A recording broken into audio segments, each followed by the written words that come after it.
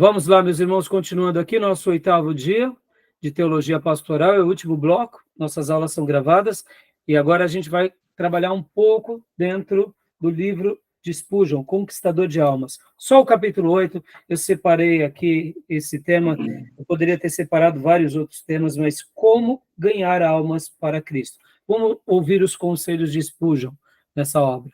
Eu vou estar compartilhando aqui no PDF, só esse capítulo, só para enriquecer um pouco agora essa matéria, mas eu só lerei o que está em itálico, tá, irmãos? A gente só vai ler o que está em itálico, só algumas frases, tá bom? Eu vou compartilhar aqui para vocês, como eu separei agora esse livro à tarde, então vocês, não sei se vocês têm na biblioteca de vocês. Então, pode ler para nós, Tomé, esse primeiro parágrafo, por gentileza? Grande é o meu privilégio em poder dirigir-me a este nobre grupo de pregadores do Evangelho. Quisera ter maior capacidade para a tarefa. Não tenho a prata da oratória eloquente, nem o ouro do pensamento profundo, mas o que tenho lhes dou. Continua? Pode ler agora as duas linhas seguintes. Quanto à conquista de almas, que é ganhar uma alma. Espero que acreditem no método de ganhar almas à moda antiga. Aí aqui ele vai, né, dar uma explicação sobre essa questão, e como eu disse, eu só quero... percebam que, olha como ele... eu não tenho a prata da oratória eloquente, pelo amor de Deus, né, meus irmãos, o príncipe do pregador, mas era assim que ele se sentia, talvez, no começo da sua caminhada, né? Pode ser falsa modéstia, pode ser... Irmãos, como eu disse, ele começa a pregar com 17 anos. Assim que ele se converte, ele começa a pregar. Aos 19 anos, ele já foi, se não me falha a memória, ele já tinha sido ordenado ao pastorado. Então, é muito novo, né? E aos 19 anos também, que foi quando ele vai para Londres, começa a ter experiências, e aí ele é convidado nessa igreja, se não me falha a memória, como eu mencionei no bloco anterior, no Tabernáculo Metropolitano, e lá ele fica, e ali ele faz o seu ministério, né, durante longos anos. Então, eu não sei quando foi, até não me lembro quando foi feita essa obra, né, porque algumas obras dele, geralmente, o que mais me impressiona em Spurgeon é que muitas das suas obras, você tem até o dia em que ele pregou, domingo pela manhã, domingo à noite, domingo à tarde, tal dia. Irmãos, é maravilhoso isso daqui. Pode falar, Júlio. É o Tabernáculo Batista, eu vi aqui. É o Tabernáculo Batista Churchill. É isso mesmo, né? Bom, ele vem e explica o que era ganhar uma alma. Agora, deixa eu pegar aqui próximo texto em itálico, né? Aqui, mais para frente. Página 120.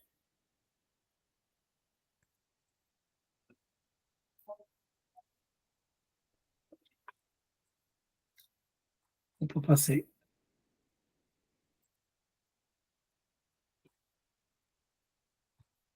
Aqui, leia para nós, Tomé, essa frase aqui, que está em itálico. 120. Onde está? Opa, passei demais. 120 aqui.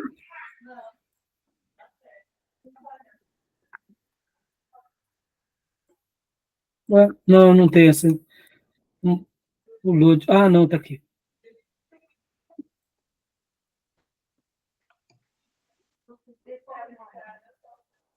Aqui. Leia para nós, Tomé. Se no que temos dito se funda a conquista de almas, de que modo podemos esperar confiantes que o Espírito Santo nos revista para que em seu poder saiamos a pregar? Pode ler essa frase completa.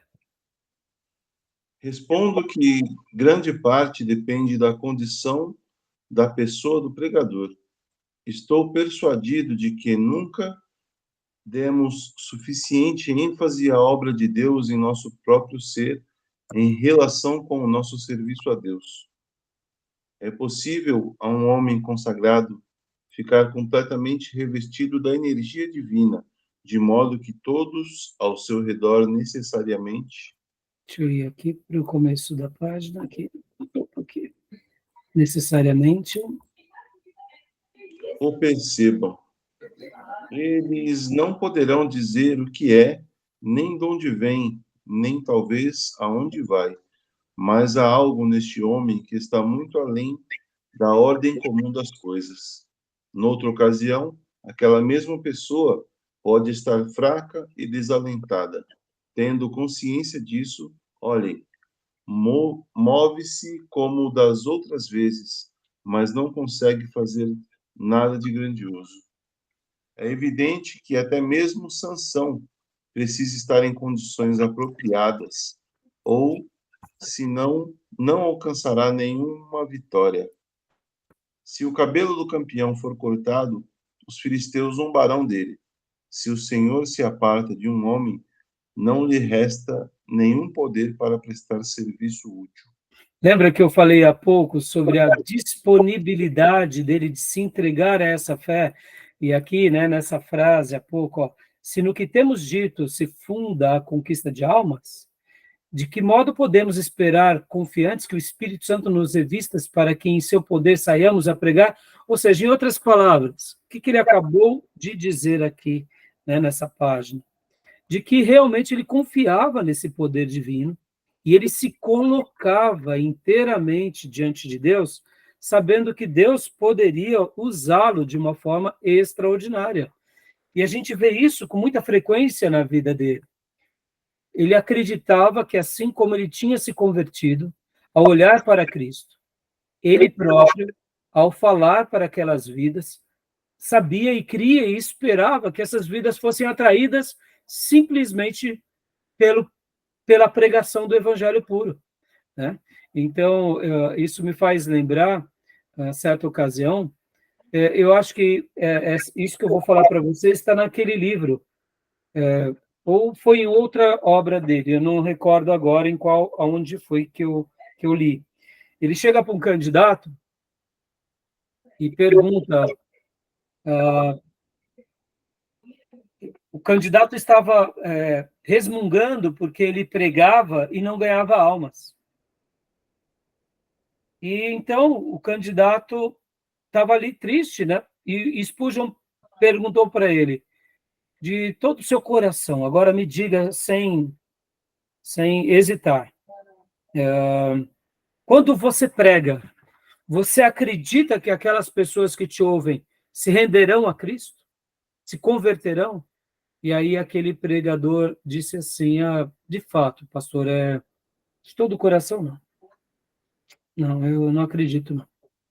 O pecado, aí contou algumas coisas, Spurgeon, resumindo, disse para ele, olha, se você não acredita de todo o seu coração, então o erro já começa em você. Em outras palavras, Spurgeon era essa pessoa tão convicta de que assim como Deus tinha salvo a alma dele, perdoado ele de todos os pecados, ele tinha passado por uma experiência de regeneração e agora ele ouvia de Deus, ele tinha certeza que essa mesma obra Deus faria no coração das pessoas, mas que tudo isso não era a virtude dele, mas era a virtude de Deus, usando ele como esse que ganhava vidas. Então, meus irmãos, tenham convicção. Por isso que eu disse no meu primeiro bloco, nós não somos a mensagem, somos pregadores da mensagem. Quem salvará é Deus pelo poder do Espírito. Nós seremos só instrumento. Nós somos pregadores. Nós não somos a pregação propriamente dita. Nós anunciamos o Cristo, mas nós não somos ele. É uma simples coisa, mas faz toda a diferença. A virtude não está em nós, mas falemos aos outros, crendo que Deus vai fazer grandes coisas, né? Então, assim, Spurgeon é essa pessoa convicta. Tá bom, meus irmãos? Então, querem fazer algum comentário? Alguma pergunta? Algum adendo? Não, tranquilo. Tranquilo? Tomé, leia para nós essa frase em itálico aqui, por gentileza. Só a frase em itálico. Agindo como testemunhas, ganhamos algumas almas para Cristo. Levantamo-nos e testificamos de Cristo. É isso? Isso, acerca das verdades. Ou seja, o testemunho nosso, né? O testemunho nosso, né? E aí ele vem falando um pouco sobre essa questão do testemunho. Deixa eu avançar, como eu disse, é só fazendo aqui um breve apontamento de algumas porções. Deixa eu ler aqui a página 124 também. Olha só, aqui. Leia para nós aqui, né? Todavia, vocês não são apenas testemunhas, são advogados do Senhor Jesus Cristo. Ora, até aí, tudo bem, só até aí. Talvez a melhor palavra aqui não seja advogado, né? Mas seja apologetas de Jesus, né? Porque o Júnior pode até explicar bem, né? Porque é como se Jesus precisasse de advogado. Ele não precisa de nós como advogado, né, Júnior? Defensores, né? Isso. Então, aqui seriam os defensores, né? Seria a melhor palavra. Ou apologetas, né? Projeto que defende, né, a fé. É o que defende. Né? Então, assim, mas você vê, ele usou um termo que talvez naqueles dias, ou quem sabe foi a tradução, eu não sei como que é no inglês, né? Porque a gente tem que lembrar que todas essas obras são traduções no inglês, né? Então, nós não somos apenas testemunhas que testemunham do que Deus fez na nossa vida, mas nós somos defensores desse Cristo, né? E aí ele vai falar sobre, tem um outro itálico aqui na página 125, que ele fala sobre persuadir. Então é por isso que ele está falando aqui como advogado. Ele está falando que nós precisamos persuadir as pessoas. Na página 126, ele faz uma outra citação também, que eu queria ler aqui com vocês. Olha aqui. Leia para nós também. Ainda que...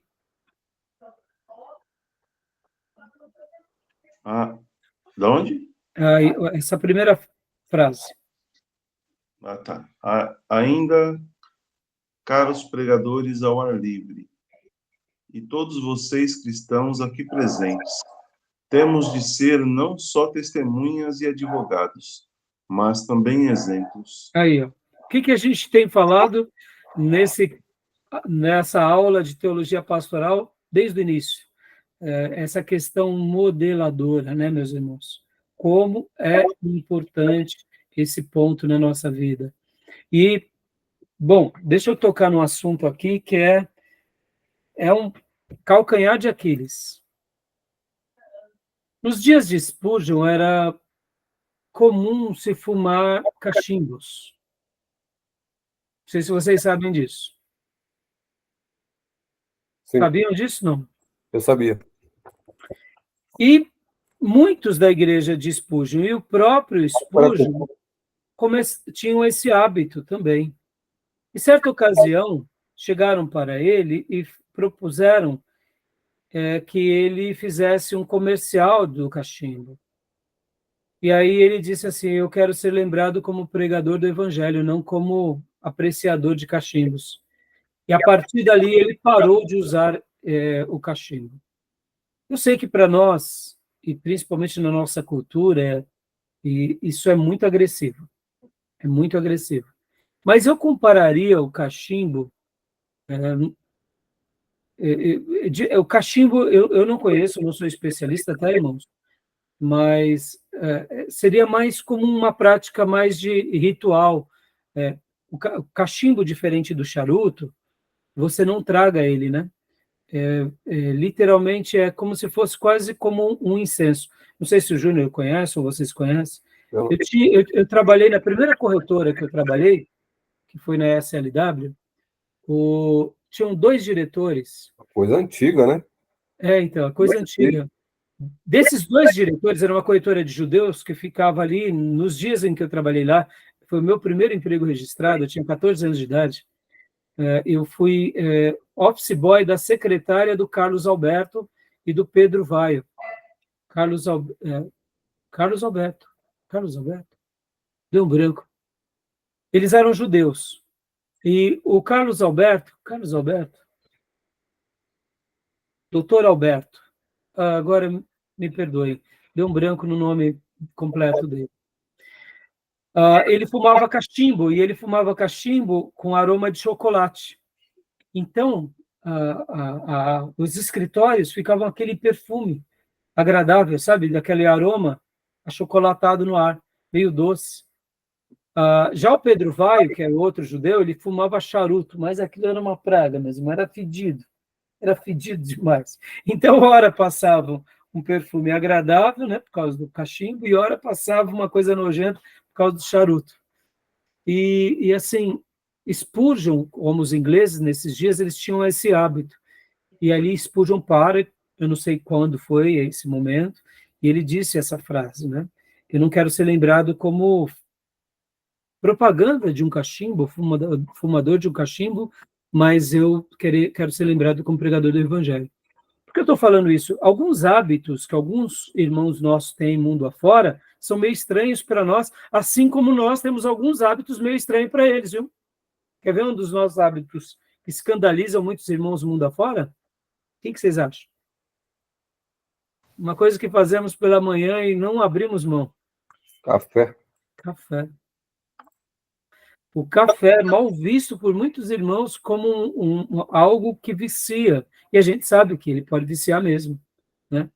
E é claro que não cria aquela dependência como o cigarro, por exemplo, que o cigarro já é diferente do cachimbo. Eu não entendo do processo do cachimbo e muito menos do charuto. O é mais um recipiente, né?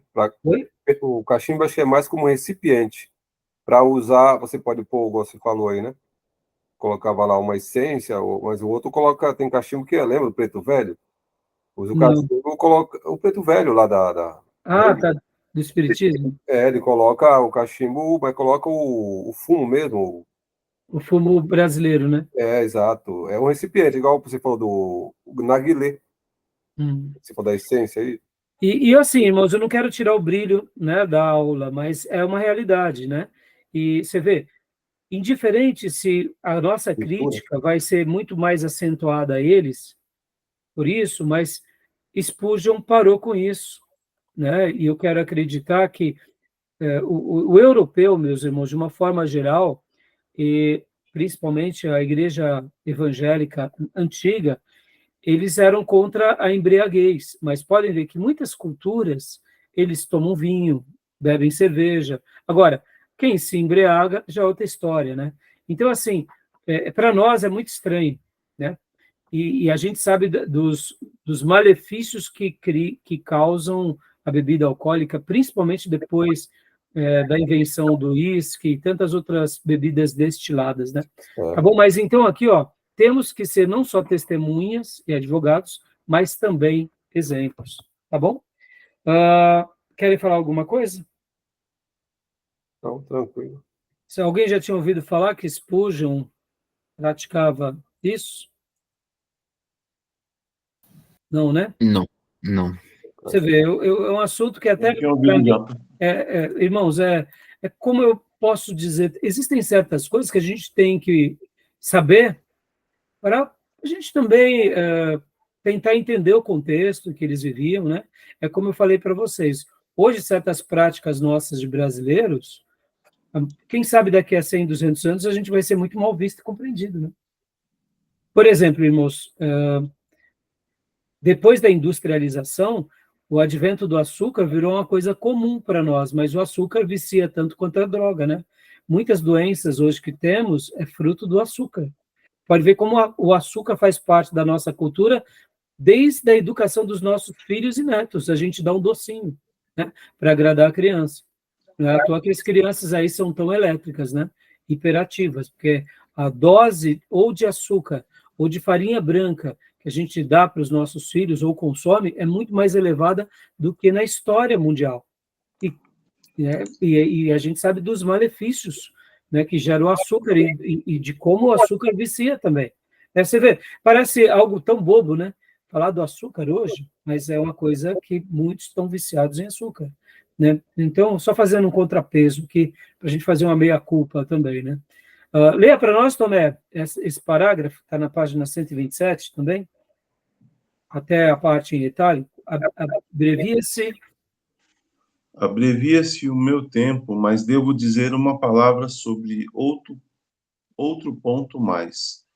Eu disse que a ação do Espírito Santo depende em grande parte do servo de Deus, mas devo acrescentar que também dependerá muito da classe de pessoas que rodeiam o pregador. Então, aqui ele fazendo um apontamento sobre essas questões, com quem que eu me envolvo, aonde eu estou, né? Bom, deixa eu correr aqui, passar para os próximos pontos, onde estou, página 127, né? Falei? Isso. Vamos agora para a página 129, rapidamente. Só as partes em itálico.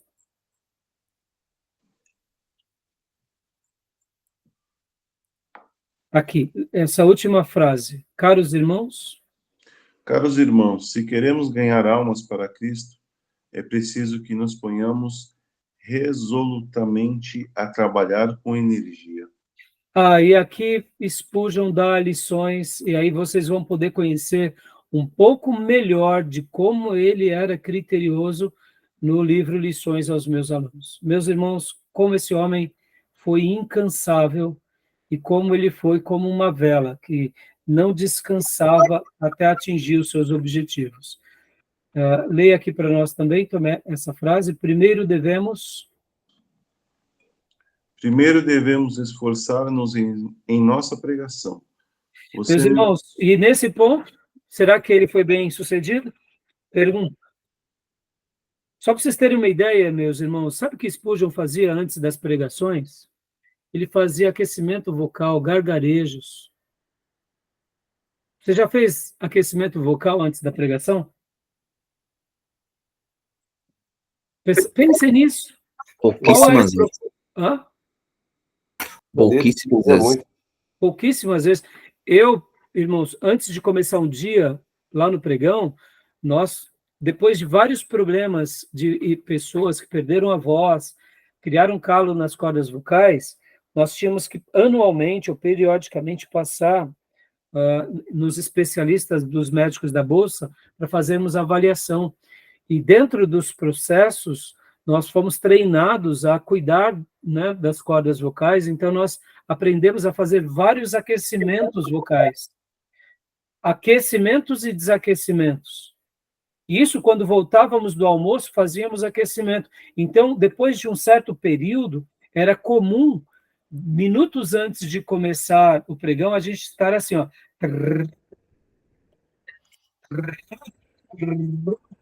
Ó, a voz vai soltando. Outro aquecimento que fazíamos era esse, ó. Mua, mua. Ou seja, passar a língua na boca. Spurgeon fazia aquecimento vocal, fazia gargarejo, meus irmãos. Spurgeon, para ele pregar numa comunidade que ele era convidado, ele ia lá na semana e ia ver como que era o auditório e começava a fazer testes com a sua voz. Tem até um testemunho lindíssimo que eu menciono, inclusive na nossa aula de homilética, que ele foi convidado a pregar numa igreja, ele prega na igreja. E no final daquele pregação, depois ele prega naquela igreja, e era uma igreja que ele tinha sido convidado. Um tempo depois, quando ele voltou naquela igreja a segunda vez, um irmão vem a ele e diz assim: olha, eu me converti quando o senhor veio aqui. E aí ele achou curioso, porque ele falou assim, mas no dia em que eu vi aqui, não teve conversões. Aí o rapaz disse, não, mas não foi exatamente no dia que o senhor pregou. Foi no dia em que o senhor veio pela primeira vez. Naquela semana que o senhor pregou, o senhor não tinha vindo aqui na igreja? Foi. Pois é. O que o senhor fez naquela ocasião? O senhor não falou algumas frases? Falei. Pois é, eu estava trabalhando no telhado. Quando eu ouvi aquelas frases, eu entendi que eu precisava de Jesus Cristo na minha vida. Olha o que Spurgeon fez. Olha o cuidado. Ele chegou, subiu no auditório, pediu para o pastor, né, para conhecer a comunidade, e como não tinha microfone, ele se dirigiu para um lado e disse: Ele é o Filho de Deus. Este é o Filho de Deus que tira o pecado do mundo. E ecoou com a sua voz. Virou por outro lado e gritou de novo. Este é o Cordeiro de Deus que tira o pecado do mundo. E citou várias vezes. Agradeceu o pastor, sentiu como era o ambiente. Percebam, irmãos, olha o zelo de Spurgeon. Tinha um rapaz lá no telhado, que era esse rapaz consertando o telhado. Quando ele ouviu as expressões e a citação do texto bíblico, ele não parou de pensar e se rendeu a Cristo. Ou seja, irmãos, leiam a obra Lições aos Meus Alunos e o Ministério Eficaz de Spurgeon, que vocês verão como ele foi extraordinário. Tá bom? E para a gente concluir agora, eu só vou... e ele fala que devemos nos esforçar na pregação, aí depois ele fala assim também, que devemos sempre ter um folheto à mão para evangelizar, devemos visitar essas pessoas, devemos também enviar uma carta pessoal, e aí acaba esse capítulo. Tá bom, meus irmãos? Eu queria ter falado hoje para vocês também sobre o aconselhamento e a pregação, mas eu vou deixar para as últimas duas aulas, não só esses dois pontos, mas o restante também da apostila, né? Os outros temas. Tá bom, meus irmãos? Ok. Como eu disse no início da minha aula, nós estamos cuidando da Igreja do Deus Vivo. Precisamos amá-los. Precisamos amá-los e amá-los muito. E se nós queremos cuidar dessa Igreja do Deus Vivo, a gente não pode se esquecer jamais de que a gente só está ali fazendo algo e a gente só vai ter êxito, de fato, se a gente amar não só essas almas, mas amar aqueles também pelos quais estão lá fora, que são as almas perdidas. Dentro de umas notas aqui que eu coloquei, que eu queria concluir com isso. É muito difícil amar as almas das pessoas, começando por aqueles que estão do nosso lado. Mas é importante que a gente saiba que esse é o caminho que Deus deixou para nós. Mesmo daqueles que são os rebeldes da igreja. Eu sei que essas pessoas que são rebeldes, que não são ensináveis, que são irretratáveis, ou quem sabe reprovadas, a gente deixa elas lá no meio da multidão e continua amando elas. Porque Deus sempre nos dará pessoas, sejam elas saudáveis, sejam elas doentes psicologicamente, ou quem sabe até com certos problemas, mas a gente precisa amá-los o tempo todo. Porque se a gente não fizer isso, a gente não estará cumprindo, eu diria, com um grande projeto pelo qual Deus nos separou. E eu queria até concluir essa aula de hoje lendo o texto de João 13, 34. Olha só. 34 e 35. João 13, 34 e 35. Por que eu estou falando isso antes da leitura do texto, irmãos? Porque muitas vezes no exercício do pastorado tem pessoas que nos cansam. E a gente começa a criar repulsa e começamos a criar desamor por essas pessoas. Eu digo para vocês sem medo de errar, irmãos. Não escolham esse caminho. Eu sei que pessoas difíceis, doentes, irretratáveis, irreconciliáveis e até reprovados vão nos dar trabalho. Algumas pessoas que psicologicamente sofrem de alguns males, ou quem sabe neuróticos e psicóticos, vão nos dar trabalho. Mas nós não temos escolha, a não ser amá-los e perdoá-los. E não estou dizendo com isso que nós faremos vista grossa. E não estou dizendo com isso que a gente também vai fazer aqui o discurso político. Não é isso. Mas sejamos firmes, ensinemos a verdade, mas, sobretudo, amemos. Porque eu sei que muitos se fazem até de doentes e discipulam e manipulam por meio das suas doenças para tomar proveito da igreja ou até mesmo de nós, nos usando. E é difícil de darmos uma resposta positiva a eles. Mas lembrem, irmãos, a gente não precisa estar junto dessas pessoas o tempo todo. Basta cumprirmos o nosso dever em amor e jamais perder essa motivação. Porque, como eu disse, o pastor e o líder que edifica uma igreja, ele tem esse grande mandamento para nortear as nossas tomadas de decisões. E nós precisamos saber lidar com todos esses. Nós precisamos saber proteger os sãos, proteger aqueles que são ensináveis, e precisamos também cuidar e amar desses que são difíceis. Com isso, eu quero até lembrar, antes de ler o texto, aquilo que Jesus fez com Judas. Judas beijou Jesus e o trai. E Jesus o chamou de amigo. Eu sei que é antinatural essa relação, mas no que depender de nós, precisamos de amar o rebanho. Eu sei que quando um irmão de confiança nos trai, um obreiro nos frustra, ou pessoas mais próximas nos jogam na lona ou nos usam, eu sei que vai ser um período difícil passar por esse momento, mas a gente tem que ter resiliência, de saber o que a gente está fazendo em primeiro lugar para o Supremo Pastor.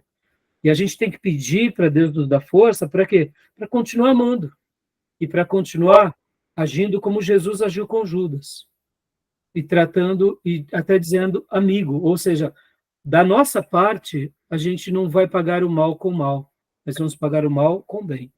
E aqui, João 13, 34, 35, conclui muito bem isso que eu estou querendo dizer. Ó. Um novo mandamento lhes dou. Amem-se uns aos outros, como eu os amei. Como eu os amei. Vocês devem amar uns aos outros, amarem-se uns aos outros. Com isso, todos saberão que vocês são meus discípulos, se vocês se amarem uns aos outros. João 13, 34 e 35 é um dos maiores desafios para nós, cristãos, seminaristas, líderes e pastores. Aqui está o maior case de evangelismo. Daqueles que irão se converter dentro da nossa comunidade, nas próximas gerações, e daqueles que estão lá fora. Aqui a maior estratégia de evangelismo está aqui, é amar uns aos outros.